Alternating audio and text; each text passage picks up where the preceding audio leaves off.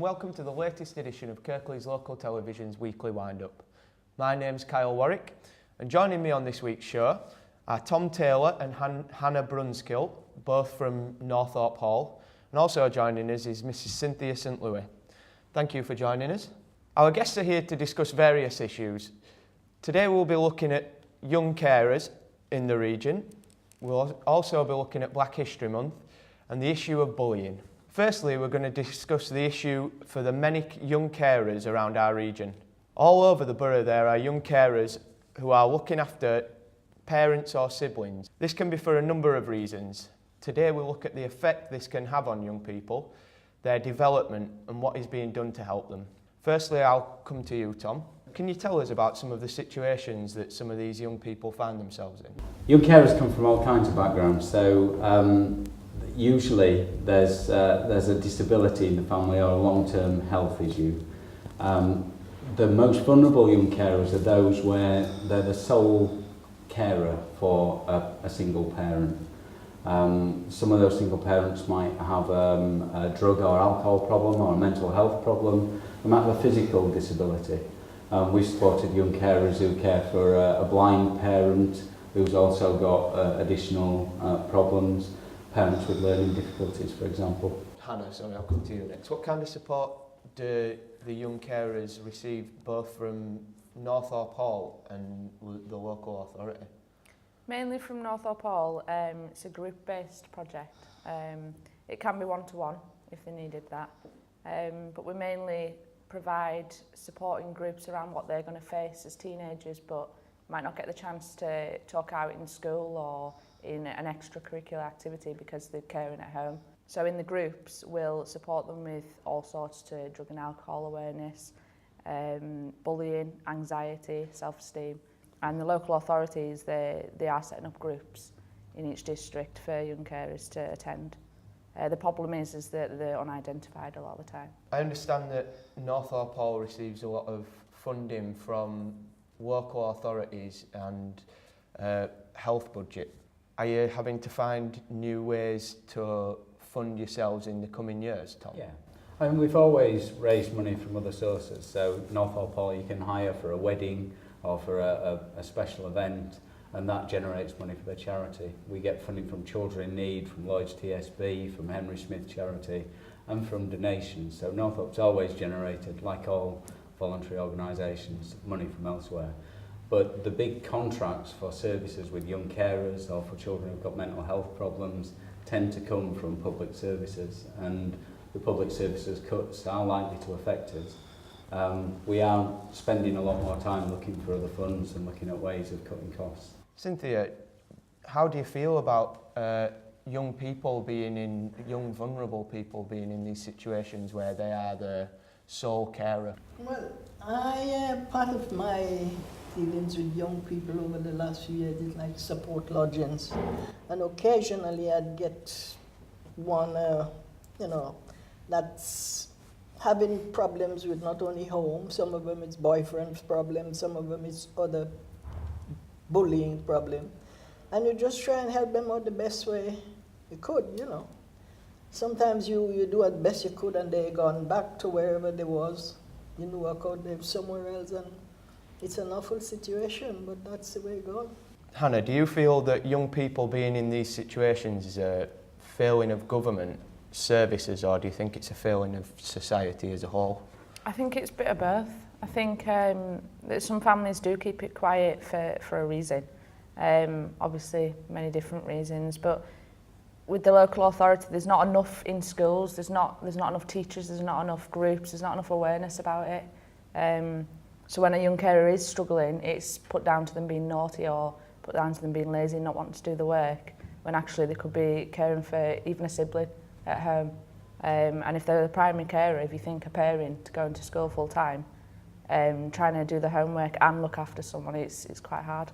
So it is a failure really on our part.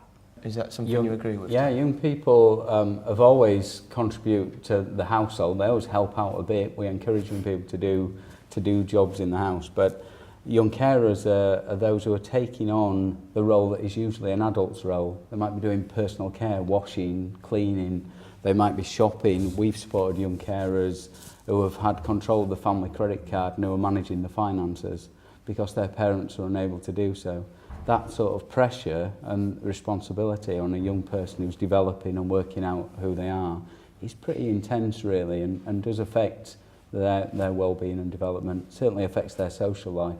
Does Northorpe Hall help people after they've kind of left school as well? Is it a situation where it is solely young carers who are in school that are helped by Northorpe Hall? We currently have funding to support young people up to 19, but we do support young carers afterwards. They will stay in touch, they will ring us if there's a problem, they will come and see us and talk about what's going on. And some have made that transition to university, to adult life. They've been able to separate a little bit from their family while still staying in touch. So yeah, we do stay in touch with young carers. Hannah, what would you say would be some of the positive stories that have come out of Northorpe Hall? Some of the main, like the stories that we're happy with are when they get to uni. Like we hear a lot, I hear a lot from young people that, oh, I don't want to go to uni because I'm leaving my family, or I'm leaving the person I care for, and I'm worried about them. I don't want to go out and do this. I feel like I'm living my life on my own and I need to be helping them. And a lot of time it's working with them to make them see that they've got a life as well, and that there will be someone there to look after whoever they're caring for, so they can go and do extra things like uni or go onto a job, anything like this. So they're the best outcomes when we realise actually that they've got out of their situation partly, and they're getting somewhere with their own life. I think sometimes young carers don't realise until later how important just having that support, knowing that there's someone there outside the system is. There was a tweet today on the Northorpe Hall site from a young carer who said, I can't believe how important the young carers group was for my childhood. You know, and I think on reflection, they look back and say, having someone there when I hit the crisis was really important. Absolutely. Well, thank you to my guests for that informative discussion. If you'd like to find out more about the work of the good people at Northorpe Hall, you can visit their website on www.northorpehall.co.uk. You can also contact the Weekly Wind-Up with your opinions on anything you hear today. You can do so by email, info@kirkleeslocaltv.com, or you can do so on our Twitter page by searching @The Weekly Wind-Up. We'll be back after this short break.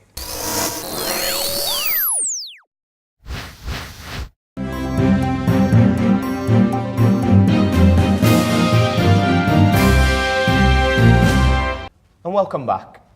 Joining me this week are Cynthia St. Louis, Hannah Brunskill and Tom Taylor. We now go straight on to the topic of Black History Month.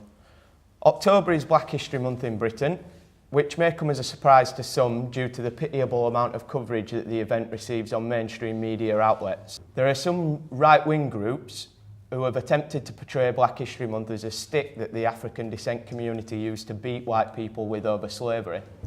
The majority of people, however, can see it for what it is, which is a celebration of the many and various contributions black people have made, not just to British society, but the world as a whole. I would like to find out whether our panel believe that Black History Month receives enough coverage, especially amongst terrestrial television networks. Do you feel that that's the case, Cynthia? Well, not really, because apart from dealing with the slavery and the beating and so on, there's lots of black people that achieve things that we should be proud of, but we don't really know about it. I think when Black History Month comes, all this is the sort of information we need to collaborate, with what's going on. And because the time of slavery is gone, far, far gone, and we should live for now rather than always using the past as a reason for behaving bad or doing whatever. So I would say definitely not. This month should be a month where you get things from people that become, whether it's a lawyer, a scientist, you did for charity, for whatever, not just going. Do you think that the mission statement, the message that Black History Month is trying to get across is clear enough? No. No. How do you think that could be made clearer? Well, a bit more advertising. I'm taking a stand on right now in Huddersfield. There's little bits of things going on, but I see it as Black History Month is being used as an opportunity to, not being put together for the reason of black history as itself. We should be talking more about the people like Mandela and all those that, you know, our people that we're proud of, people that we should, well, to use our West Indian word, to big up the man, you know, he's done a lot for us, you know. And, I mean, I'm only using him as an example, but there's a lot more that we could do to highlight Black History Month. Tom,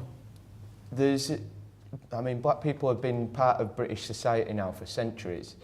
Do you feel like there's enough done in education to highlight Black History Month? I don't think so. I think our school, my kids go to Spring Grove School, and they've always done something for Black History Month. It's a multicultural school, and they try and recognise the different backgrounds, different identities of those children.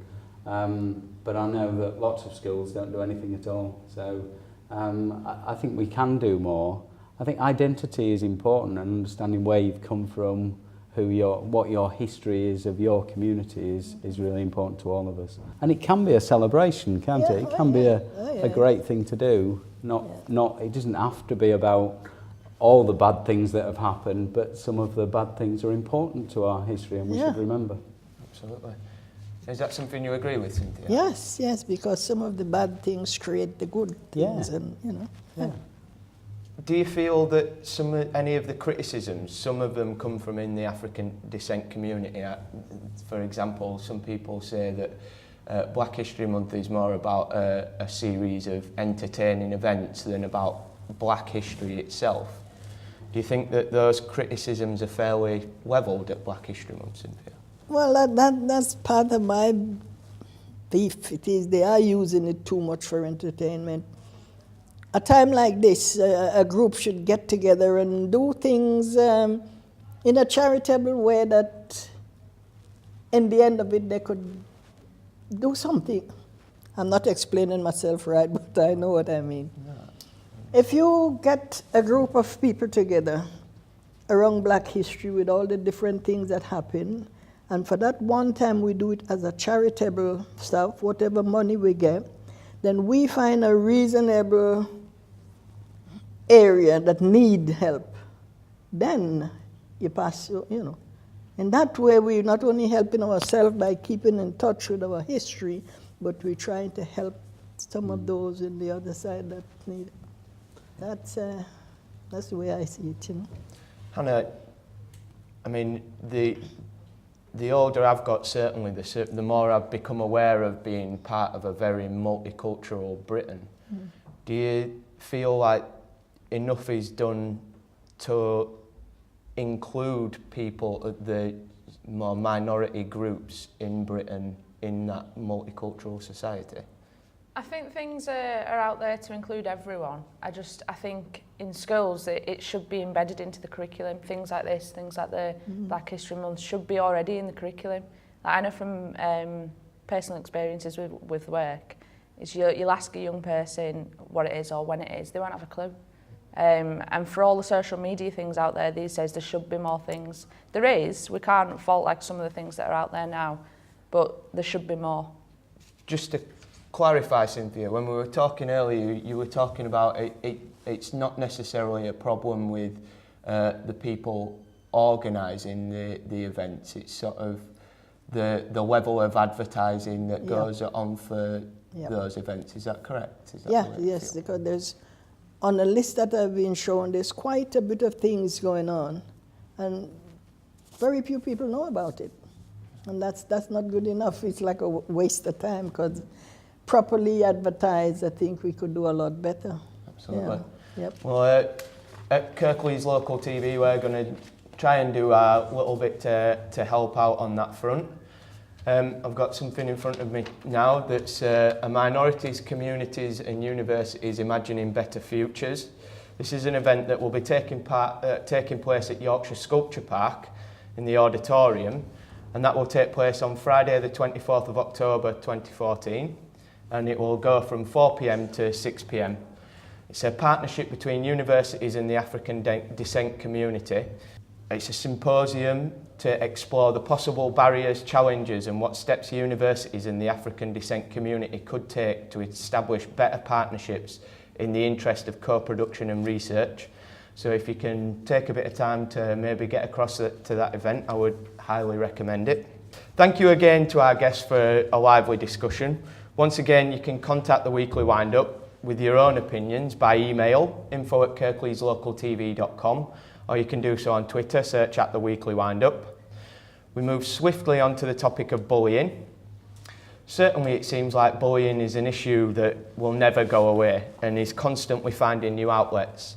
Since the advent of social media, bullies have found a new platform to vent their anger further. There are many wondering if social networks themselves are doing enough to fight it.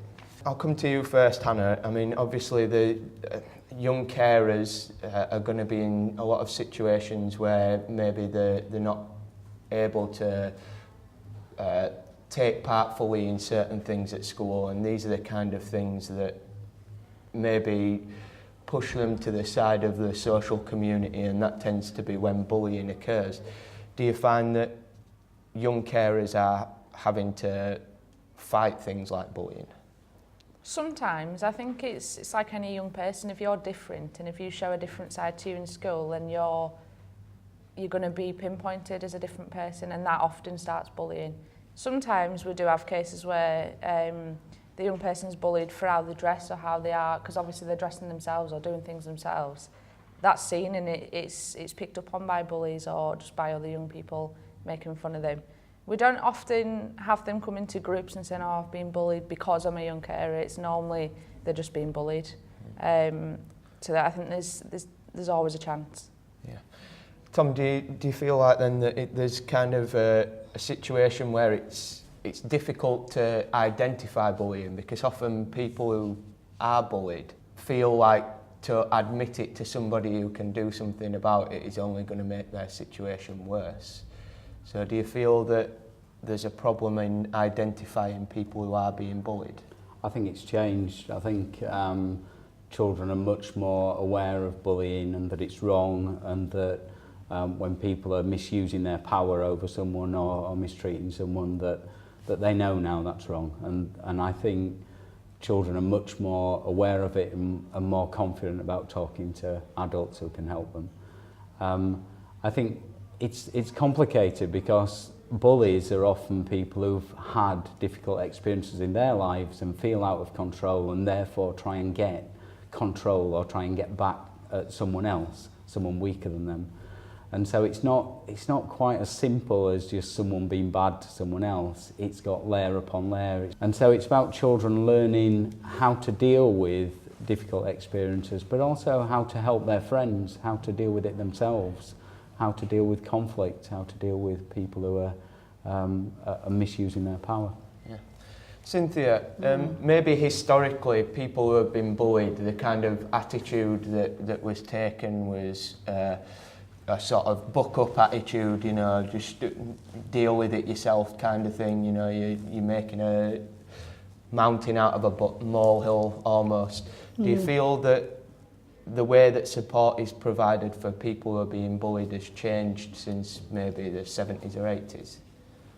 Well, with doing support lodgings, at times I get young people from various, and I had a young lady that was being bullied from home, not from school or outside or so, bullied by her mother. And eventually she got put into, you know, and she said it was the best thing that ever happened to her, because they sat down and listened to her, and that, you know, and she spent a little while there, and she pulled herself together so that when she go back out there, she could handle herself a lot better. Yeah. So bullying is all over the place. But thanks to people like your group and so, they're always there to help, and they do help. Social media now has kind of become I wouldn't say hub, but there's a lot of bullying that takes place now on social media. And that can kind of go under the radar for parents. Do you feel that social media networks are doing enough to counter bullying on their sites, Hannah? No, I don't think the internet's doing enough, never mind like little social media sites. I think the internet as a whole, it's vast, it's so fast as well. There's no track on it. There's no track on, well, there's trackers, but there's so many ways to get past it and do what you want on the internet. And I think there's not enough, maybe in families as well, there's not enough awareness put out as a child that actually there's a lot of dangers on the internet, not just bullying. I think it opens you up to all sorts as soon as you've got profiles on anything and pictures. Bullying itself isn't actually classed as a criminal offence. There's a lot of things that bullies might do that might be classified as a criminal offence, but bullying itself is not a criminal offence. Do you think it's time that bullying was put down as a criminal offence, Tom? I don't think it can be. I don't think it's specific enough. So if someone's assaulted, then there's a criminal offence about assault. If you're robbed or